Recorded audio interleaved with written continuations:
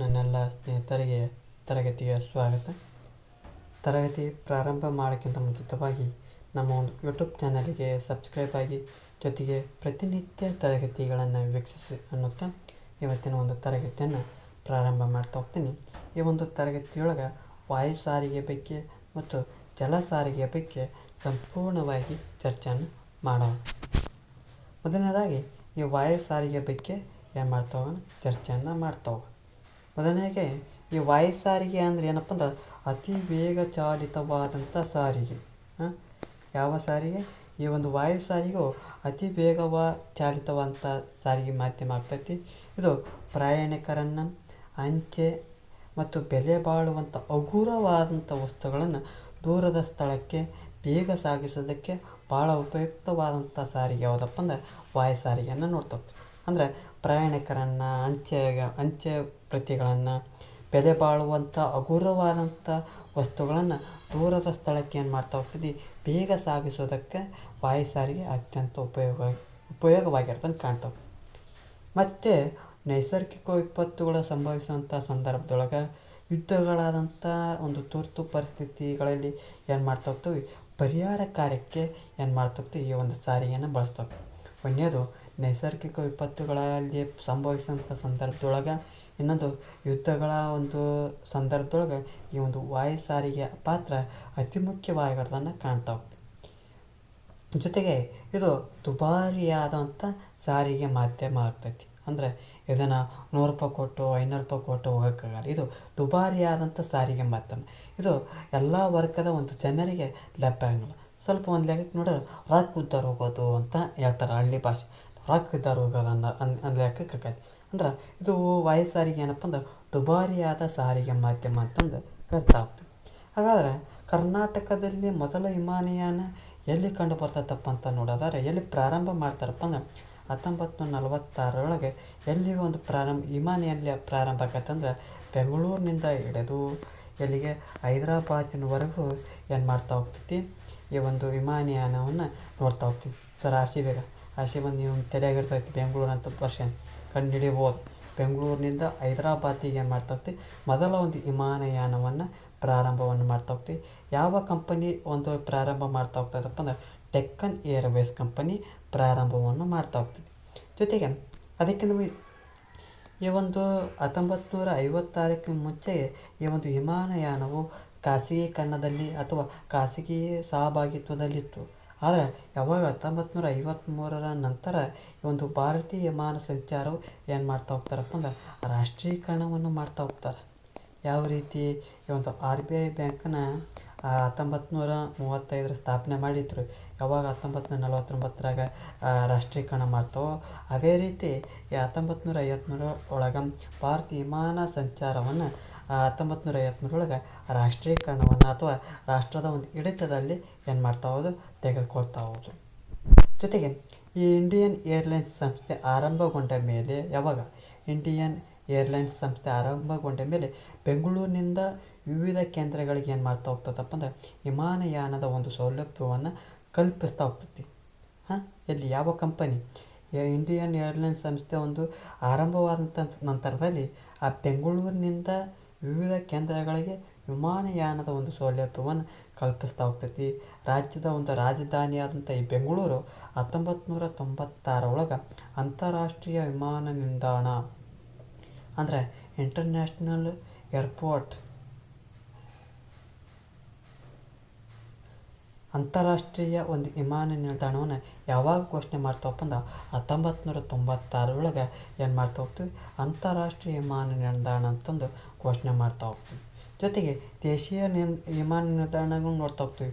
ಎಲ್ಲಿಯಪ್ಪ ಅಂದ್ರೆ ಬೆಳಗಾವಿಯೊಳಗೆ, ಹುಬ್ಬಳ್ಳಿ, ಮೈಸೂರು, ಮಂಗಳೂರಿನೊಳಗೆ ಏನು ನೋಡ್ತಾ ಹೋಗ್ಪ ಅಂದ್ರೆ ದೇಶೀಯ ವಿಮಾನ ನಿಲ್ದಾಣಗಳನ್ನು ನೋಡ್ತಾ ಹೋಗ್ತೀವಿ. ಹೊಸದಾದಂಥ ಒಂದು ವಿಮಾನ ನಿಲ್ದಾಣಗಳನ್ನು ನಿರ್ಮಾಣ ನೋಡೋವಂಥ ಸಂದರ್ಭ ಎಲ್ಲಪ್ಪ ಅಂದ್ರೆ ಹಾಸನದೊಳಗೆ ಮತ್ತು ಕಲಬುರಗಿಯೊಳಗೆ ನಿರ್ಮಾಣ ಆಗತ್ತಿರೋದನ್ನು ಕಾಣ್ತಾ ಹೋಗ್ತೀವಿ. ಜೊತೆಗೆ ಈ ಬೆಂಗಳೂರಿನೊಳಗೆ ಏನಿತ್ತಪ್ಪ ಅಂದ್ರೆ HAL ವಿಮಾನ ನಿಲ್ದಾಣದಲ್ಲಿದ್ದಂಥ ಈ ಅಂತಾರಾಷ್ಟ್ರೀಯ ವಿಮಾನ ನಿಲ್ದಾಣವನ್ನು ಏನು ಮಾಡ್ತಾ ಹೋಗ್ತಾರೆ, ಅಲ್ಲಿಂದ ಎಲ್ಲಿಗೆಪ್ಪ ಅಂದ್ರೆ 34 ಕಿಲೋಮೀಟರ್ ದೂರದಲ್ಲಿರುವಂಥ ದೇವನಹಳ್ಳಿಗೆ ಏನು ಮಾಡ್ತಾ ಹೋಗ್ತಾರೆ, ಸ್ಥಳಾಂತರ ಮಾಡ್ತಾ ಹೋಗ್ತಾರೆ. ಮೊದಲಿಗೆ ಆ ವಿಮಾನ ನಿಲ್ದಾಣ ಎಲ್ಲಿತ್ತಪ್ಪ ಅಂದರೆ ಬೆಂಗಳೂರು ನಗರದಲ್ಲಿರುವಂಥ HAL ವಿಮಾನ ನಿಲ್ದಾಣದ ಒಂದು ಅಂತಾರಾಷ್ಟ್ರೀಯ ವಿಮಾನ ನಿಲ್ದಾಣ ಏನಾಗ್ತದಪ್ಪ ಅಂದ್ರೆ ಅಲ್ಲಿಂದ 34 ಕಿಲೋಮೀಟರ್ ದೂರದಲ್ಲಿರುವಂಥ ದೇವನಹಳ್ಳಿಗೆ ಯಾವಾಗಪ್ಪ ಅಂದರೆ 24/5/2018 ಏನು ಮಾಡ್ತಾ ಹೋಗ್ತಾರೆ ಸ್ಥಳಾಂತರವನ್ನು ಮಾಡ್ತಾ ಹೋಗ್ತಾರೆ.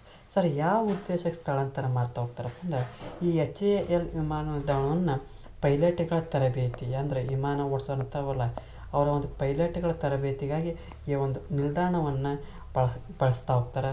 ಜೊತೆಗೆ ಹೊಸದಾಗಿ ನಿರ್ಮಿಸಿದಂಥ ಈ ದೇವನಹಳ್ಳಿ ವಿಮಾನ ನಿಲ್ದಾಣವು ಭಾರತದ ಮೊದಲ ಹಸಿರು ಕ್ಷೇತ್ರದ ವಿಮಾನ ನಿಲ್ದಾಣ ಅಂತಂದು ಕರಿತಾ ಹೋಗ್ತಾರೆ. ಯಾವುದು ಗ್ರೀನ್ಫೀಲ್ಡ್ ಏರ್ಪೋರ್ಟ್ ಅಂತ ಕರಿತಾ ಹೋಗ್ತಾರೆ. ಸುಸಜ್ಜಿತವಾದಂಥ ಸೌಲಭ್ಯಗಳಿಂದ ಕೂಡಿರುವಂಥ ಅತ್ಯಾಧುನಿಕ ವಿಮಾನ ನಿಲ್ದಾಣ ಯಾವುದಪ್ಪ ಅಂದ್ರೆ ದೇವನಹಳ್ಳಿ ವಿಮಾನ ನಿಲ್ದಾಣ ಅಂತ ಕರಿತಾ ಹೋಗ್ತೀವಿ. ಸರ್, HAL ಅಂತ ಆಗಲಿದ್ದು ಹೇಳಕತ್ತೀರಿ. ಏನು ರೀ HAL ಅಂದ್ರೆ?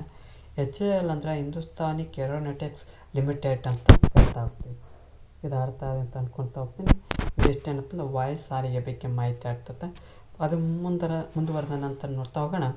ಜಲ ಸಾರಿಗೆ ಬಗ್ಗೆ ಚರ್ಚೆಯನ್ನು ಮಾಡ್ತಾ ಹೋಗೋಣ. ಜಲ ಸಾರಿಗೆ ಅಂದರೆ ಏನಪ್ಪ ಅಂದ್ರೆ ಈ ಕರ್ನಾಟಕದಲ್ಲಿ ಒಳನಾಡಿನ ಮತ್ತು ಸಮುದ್ರ ಜಲ ಸಂಚಾರಗಳು ಎರಡು ರೀತಿಯಲ್ಲಿದಾವೆ. ಒಂದನೇದು ಒಳನಾಡು ನದಿಯ ಒಂದು ವ್ಯವಸ್ಥೆಯ ಮೂಲಕ, ಎರಡನೇದು ಸಮುದ್ರದ ಮೂಲಕ ನೋಡ್ತಾ ಹೋಗ್ತೀವಿ. ಅವುಗಳ ಒಂದು ಲಭ್ಯತೆ ಬಹು ಸೀಮಿತ. ಅಂದರೆ ಇವುಗಳ ಒಂದು ಎಲ್ಲ ಕಡೆ ಕಂಡುಬರಲ್ಲ. ಎಲ್ಲಿ ಒಂದು ನೀರಿನ ಒಂದು ಜಲಮೂಲವನ್ನು ಕಂಡು ಬರ್ತಾ ಹೋಗ್ತದೋ ಅಲ್ಲಿ ಕಾಣ್ತಾ ಹೋಗ್ತೀವಿ. ಈ ಒಂದು ಜಲ ಸಾರಿಗೆಯು ಅತ್ಯಂತ ಮಹತ್ವವನ್ನು ಕಂಡುಬರೋದಿಲ್ಲ. ಆದರೆ ಇತ್ತೀಚಿನ ದಿನಗಳಲ್ಲಿ ದೇಶದ ಒಂದು ಹಿತದೃಷ್ಟಿಯಿಂದ ಈ ಒಂದು ಜಲ ಸಾರಿಗೆ ಅತಿ ಮುಖ್ಯವಾಗಿ ಕಂಡು ಬರ್ತಾ ಹೋಗ್ತದೆ. ಜೊತೆಗೆ ಇಲ್ಲಿಂದ ಒಳನಾಡಿನ ಸಂಚಾರದೊಳಗೆ ಅಂದ್ರೆ ಹೊಳೆಯೊಳಗೆ ನದಿಯೊಳಗೆ ಏನು ಮಾಡ್ತಾಯಿದ್ರು, ನಾಡ ದೋಣಿ, ಅರಿಗೋಲು, ತೆಪ್ಪಗಳ ಮೂಲಕ ಏನಾಗಿತ್ತು ಸೀಮಿತಗೊಂಡಿತ್ತು. ಆದರೆ ಇತ್ತೀಚೆಗೆ ಏನಾಗ್ತಾಯಿತ್ತು, ಯಂತ್ರಚಾಲಿತವಾದ ದೋಣಿಗಳು ಅಂದ್ರೆ ಬೋಟ್, ಶಿಪ್ ಇನ್ನೇನೋ ಕರೀತಲ್ಲ ಅಂಥವು ಏನು ಮಾಡ್ತಾವುದು ಸಂಚಾರಕ್ಕಂದ್ರೆ ರೂಢಿ ಬರ್ತಾವುದು. ನಮ್ಮ ಒಂದು ಕರ್ನಾಟಕದೊಳಗೆ ಸಮುದ್ರ ಹೊಂದಿಕೊಂಡಂಥ ಜಿಲ್ಲೆಗಳಂದ್ರೆ ಮೂರೇ. ಯಾವುದು? ಉತ್ತರ ಕನ್ನಡ, ಉಡುಪಿ, ದಕ್ಷಿಣ ಕನ್ನಡ. ಕೇವಲ 324 ಕಿಲೋಮೀಟರ್ ಸಮುದ್ರದ ಕರಾವಳಿ ಪ್ರದೇಶವನ್ನು ನೋಡ್ತಾ ಹೋಗ್ತೀವಿ. ಈ ಒಂದು ಜಿಲ್ಲೆಗಳಲ್ಲಿ ಹರಿಯುವಂಥ ಗಂಗಾವಳಿ, ಕಾಳಿ, ಶರಾವತಿ, ಆಲಡಿ, ಚಕ್ರಕುಳ್ಳೂರು, ಉದ್ಯಾವರ, ನೇತ್ರಾವತಿ ನದಿಗಳು ಮುಖ್ಯ ಒಳನಾಡಿನ ಒಂದು ಜಲ ಸಾರಿಗೆಯನ್ನು ಪೂರೈಸ್ತಾ ಕಾಣ್ತಾ ಹೋಗ್ತೀವಿ. ಜೊತೆಗೆ ಈ ಕೃಷ್ಣಾ ನದಿಯನ್ನು ದಾಟಲು ಕೆಲವೆಡೆ ದೋಣಿಗಳನ್ನು ಬಳಸ್ತಾ ಹೋಗ್ತಾರೆ. ರಸ್ತೆ ಮತ್ತು ಸಂಚಾರದ ಸೌಲಭ್ಯದ ಅಭಿವೃದ್ಧಿಯಿಂದಾಗಿ ಈ ಜಲ ಸಾರಿಗೆ ವ್ಯವಸ್ಥೆ ಏನಾಗಿದೆಪ್ಪ ಅಂದ್ರೆ ಕಡಿಮೆಯಾಗಿದೆ. ಯಾವಾಗ ರಸ್ತೆ ಸಂಚಾರ ಇರಲಿಲ್ಲ ಅಂದರೆ ಇದು ಒಂದು ಜಲ ಸಾರಿಗೆ ಪ್ರಾಮುಖ್ಯತೆ ಪಡೆದುತ್ತಾದರೆ ಯಾವಾಗ ರಸ್ತೆ ಸಾರಿಗೆ ಆಧುನಿಕವಾಗಿ ಮಾರ್ಪಾಡುವಂಥ ಅನೇಕ ಬದಲಾವಣೆಗಳನ್ನು ತರುತ್ತಾ ಪ್ರಗತಿಯನ್ನು ಸಾಧಿಸುವುದರಿಂದ ಈ ಜಲ ಸಾರಿಗೆ ಮಹತ್ವ ಏನಾಗಿದೆಪ್ಪ ಅಂದ್ರೆ ಕಡಿಮೆ ಆಗಿರೋದನ್ನು ಕಾಣ್ತಾ ಹೋಗ್ತೀವಿ. ಹಾಗಾದರೆ ಈ ಒಂದು ಜಲ ಸಾರಿಗೆ ಒಳಗೆ ಪ್ರಮುಖವಾಗಿ ಬಂದರುಗಳಂತ ನೋಡ್ತಾ ಹೋಗ್ತೀವಿ. ಬಂದರು ಅಂದರೆ ಏನು ರೀ ಅಂತ ಕೇಳ್ಬೋದು. ಬಂದರು ಅಂದರೆ ಹಡಗು ನಿಲ್ಲುವ ಸಮುದ್ರ ತೀರದ ಸ್ಥಳಗಳನ್ನು ಬಂದರು ಅಂತ ಕರಿತಾ ಹೋಗ್ತಾರೆ. ಸಿಂಪಲ್. ಬಂದರು ಅಂದರೆ ಏನಪ್ಪ ಅಂದ್ರೆ ಹಡಗು ನಿಲ್ಲುವ ಸಮುದ್ರದ ತೀರವನ್ನು ಬಂದರುಗಳು ಅಂತಂದು ಕರಿತಾ ಹೋಗ್ತಾರೆ. ಅಂದರೆ ಸಮುದ್ರ ತೀರದ ಸ್ಥಳಗಳನ್ನು ಬಂದರುಗಳು ಅಂತ ಕರಿತಾ ಹೋಗ್ತಾರೆ. ಜೊತೆಗೆ ಮೀನುಗಾರಿಕೆ, ವ್ಯಾಪಾರ, ಜನರ ಪ್ರಯಾಣ, ಸರಕುಗಳ ಸಾಗಾಣಿಕೆಗಳಿಗೆ ಏನು ಮಾಡ್ತಾ ಹೋಗ್ತಾರೆ, ಹಡಗುಗಳನ್ನು ಬಳಸ್ತಾ ಹೋಗ್ತಾರೆ. ಯಾಕಂದರೆ ಈ ಒಂದು ಹಡಗು ನಿಲ್ಲುವಂಥ ಸಮುದ್ರ ತೀರ ಸ್ಥಳಗಳನ್ನು ಬಂದರೆ ಇಲ್ಲಿ ಮುಖ್ಯವಾಗಿ ನೆಕ್ಸ್ಟ್ ಬರೋದ ಹಡಗುಗಳು ಯಾವುದಕ್ಕೆ ಉಪಯೋಗ? ಮೀನು ಹಿಡಿಬೋದು, ವ್ಯಾಪಾರ ಮಾಡ್ಬೋದು, ಜನರನ್ನು ಈ ಕಡೆಯಿಂದ ಆ ಕಡೆ ಕಳಿಸ್ಬೋದು, ಅಲ್ಲಿದ್ದ ವಸ್ತುಗಳನ್ನ ಇಲ್ಲಿದ್ದ ಅಲ್ಲಿ ಕಳಿಸ್ಬೋದು. ಇಂಥ ಒಂದು ಸಾಗಾಣಿಕೆಗಳನ್ನು ಯಾವ ಮಾಡ್ತಾವಪ್ಪ ಅಂದ್ರೆ ಹಡಗುಗಳನ್ನು ಬಳಸ್ತಾ ಹೋಗ್ತಾರೆ. ಕರ್ನಾಟಕದಲ್ಲಿ ಸುಮಾರು 25 ಸಣ್ಣ ಮತ್ತು ದೊಡ್ಡ ಪ್ರಮಾಣದ ಒಂದು ಬಂದರುಗಳನ್ನು ನೋಡ್ತಾ ಹೋಗ್ತೀವಿ. ಟೋಟಲ್ ಎಷ್ಟು ಬಂದರುಗಳು ಅದಾವಪ್ಪ? 25 ಬಂದರುಗಳನ್ನು ನೋಡ್ತಾ ಹೋಗ್ತೀವಿ. ಜೊತೆಗೆ ಈ 1957 ಏನಾಗ್ತೈತಪ್ಪ ಅಂದ್ರೆ ಈ ಬಂದರು ಅಭಿವೃದ್ಧಿ ಇಲಾಖೆ ಏನಾಗ್ತೈತಿ ಸ್ಥಾಪನೆ ಮಾಡ್ತಾ ಹೋಗ್ತಾರೆ. ಯಾವಾಗ? ಈ ಒಂದು 1957 ಬಂದರು ಅಭಿವೃದ್ಧಿ ಇಲಾಖೆಯನ್ನು ಸ್ಥಾಪನೆ ಮಾಡಿ ಆ ಒಂದು ಸೌಲಭ್ಯಗಳ ಒಂದು ವಿಸ್ತರಣೆ ಏನು ಮಾಡ್ತಾ ಹೋಗ್ತಾರೆ, ಆರಂಭವನ್ನು ಕೊಡ್ತಾ ಹೋಗ್ತಾರೆ. ಜೊತೆಗೆ ಪ್ರಮುಖವಾಗಿ ನವಮಂಗಳೂರು ಯಾವುದು? ನವಮಂಗಳೂರನ್ನ 1974 ಮೇ 4 ಏನು ಮಾಡ್ತಾ ಹೋಗ್ತಾರೆ, ಭಾರತದ 9ನೇ ಒಂದು ಪ್ರಮುಖ ಬಂದರು ಅಂತಂದು ಏನು ಮಾಡ್ತಾ ಹೋಗ್ತಾರೆ, ಘೋಷಣೆಯನ್ನು ಮಾಡ್ತಾ ಹೋಗ್ತಾರೆ. ಯಾವ ಬಂದರನ್ನು? ನವಮಂಗಳೂರನ್ನು ಈ ಒಂದು 1974 ಮೇ 4ರಂದು ಭಾರತದ 9ನೇ ಒಂದು ಪ್ರಮುಖ ಬಂದರನ್ನು ಏನು ಮಾಡ್ತಾ ಹೋಗ್ತಾರೆ, ಘೋಷಣೆಯನ್ನು ಕೂಗ್ತಾ ಹೋಗ್ತಾರೆ. ಈ ಒಂದು ನವಮಂಗಳೂರು ಯಾವ ಬಂದರು? ಈ ಒಂದು ನವಮಂಗಳೂರು ಬಂದರನ್ನು ಕರ್ನಾಟಕದ ಹೆಬ್ಬಾಗಿಲು ಅಂತ ಕರಿತಾ ಹೋಗ್ತಾರೆ. ಕೇಳ್ಬೋದು ಪ್ರಶ್ನೆನ, ಕರ್ನಾಟಕದ ಹೆಬ್ಬಾಗಿಲು ಯಾವುದು? ನವಮಂಗಳೂರು. ಭಾರತದ ಹೆಬ್ಬಾಗಿಲು ಯಾವುದು? ಮುಂಬೈ. ಈ ರೀತಿಯ ಒಂದು ಪ್ರಶ್ನೆಗಳನ್ನು ಕೇಳ್ತಾ ಹೋಗ್ತಾರೆ. ಹಾಗಾದರೆ ಈ ಬಂದರಿನಿಂದ ಏನೇನೆಲ್ಲ ಒಂದು ಆಮದು ಮತ್ತು ರಫ್ತುಗಳನ್ನು ಮಾಡೋದಂತ ನೋಡೋದಾದ್ರೆ, ಈ ಬಂದರಿನಿಂದ ಕಬ್ಬಿಣದ ಅದಿರು, ಕಾಫಿ, ಸಾಂಬಾರು ಪದಾರ್ಥಗಳು, ಗೋಡಂಬಿ, ಶ್ರೀಗಂಧ, ಹೆಂಚು, ಕ್ರೊಮೈಟ್, ಗ್ರಾನೈಟ್ ಶಿಲೆ, ಸಂಸ್ಕರಿಸಿದ ಹಣ್ಣು ಮತ್ತು ಮೀನುಗಳು ಏನಾಗ್ತಾವಪ್ಪ ಅಂದ್ರೆ ನಮ್ಮ ದೇಶದಿಂದ ಬೇರೆ ದೇಶಕ್ಕೆ ಹೋಗ್ತಾವೆ. ಆದರೆ ಬೇರೆ ದೇಶದಿಂದ ಪೆಟ್ರೋಲಿಯಮನ್ನು ಏನು ಮಾಡ್ತಾ ಹೋಗ್ತಾರೆ, ಮಂಗಳೂರಿನೊಳಗೆ ಆಮದು ಇಸ್ಕೊಂತಾರೆ. ಇದು ಒಂದು ರೀತಿಯಾಗಿ ರಫ್ತು ಮತ್ತು ವಿನಿಮಯವಾಗಿ ಕೆಲಸವನ್ನು ಮಾಡ್ತಾ ಹೋಗ್ತದೆ. ಜೊತೆಗೆ ಇದರ ಜೊತೆಗೆ 10 ಚಿಕ್ಕ ಬಂದರುಗಳನ್ನು ಏನು ಮಾಡ್ತಾ ಹೋಗ್ತಾರೆ, ಅಭಿವೃದ್ಧಿಯನ್ನು ಪಡಿಸ್ತಾ ಹೋಗ್ತಾರೆ. ಅದ್ರಾಗ ಯಾವ? ಹಳೆಯ ಮಂಗಳೂರು, ಅಲ್ಲಿ ನವಮಂಗಳೂರು ಅಂತ ಹೊಸ ಮಂಗಳೂರು, ಇದು ಹಳೆ ಮಂಗಳೂರು. ಆಮೇಲೆ ಕಡೆ ಮಲ್ಪೆ, ಅಂಗಾರಕಟ್ಟೆ, ಕುಂದಾಪುರ, ಪಡುಬಿದ್ರಿ, ಭಟ್ಕಳ, ಹೊನ್ನಾವರ, ಬಿಳಿಕೆರೆ, ತದ್ರಿ ಮತ್ತು ಕಾರವಾರ ಇವು 10 ಪ್ರಮುಖ ಬಂದರುಗಳನ್ನು ಅಥವಾ ಚಿಕ್ಕ ಬಂದರುಗಳನ್ನು ಅಭಿವೃದ್ಧಿಯನ್ನು ಪಡಿಸ್ತಾ ಹೋಗ್ತಾನೆ. ಜೊತೆಗೆ ಅದರಾಗ ಕಾರವಾರ ಯಾವುದು? ಈ ಉತ್ತರ ಕನ್ನಡ ಜಿಲ್ಲೆಯೊಳಗೆ ಏನದ ಆಡಳಿತ ಕಚೇರಿಯಲ್ಲಿ ನೋಡ್ತಾವಪ್ಪ ಅಂದ್ರೆ ಕಾರವಾರದಲ್ಲಿ ನೋಡ್ತಾ ಹೋಗ್ತೀವಿ. ಅದೇ ರೀತಿ ದಕ್ಷಿಣ ಕನ್ನಡದೊಳಗೆ ಆಡಳಿತ ಕಚೇರಿ ಯಾವಲ್ಲಿ ನೋಡ್ತಾವಪ್ಪ ಅಂದ್ರೆ ಮಂಗಳೂರಿನೊಳಗೆ ನೋಡ್ತಾವೆ.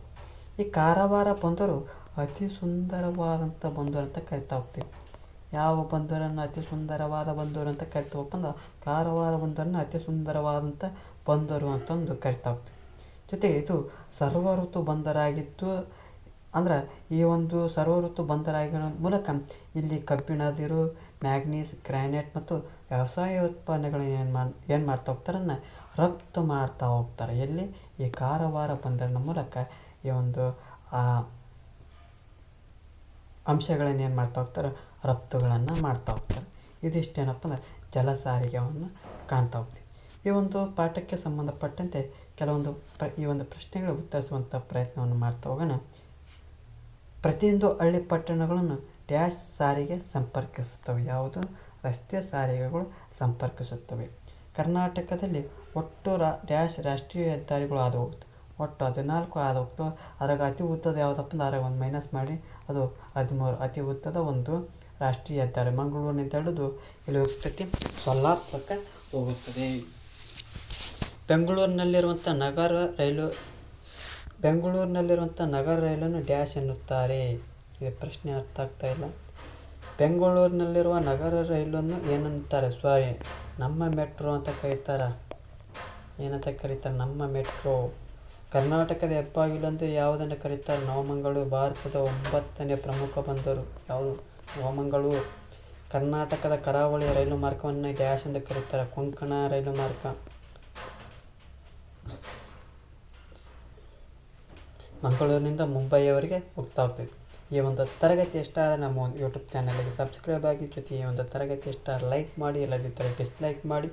ಏನಾದರೂ ದೋಷಗಳು ಮತ್ತು ನಿಮ್ಮ ಒಂದು ಅಭಿಪ್ರಾಯಗಳನ್ನು ಕಮೆಂಟ್ ಬಾಕ್ಸ್ನ ಮೂಲಕ ತಿಳಿಸಿ ಅನ್ನುತ್ತೆ ಈ ಒಂದು ತರಗತಿಯನ್ನು ಮುಗಿಸ್ತಾ ಇದ್ದೀನಿ. ಎಲ್ಲರಿಗೂ ಧನ್ಯವಾದಗಳು.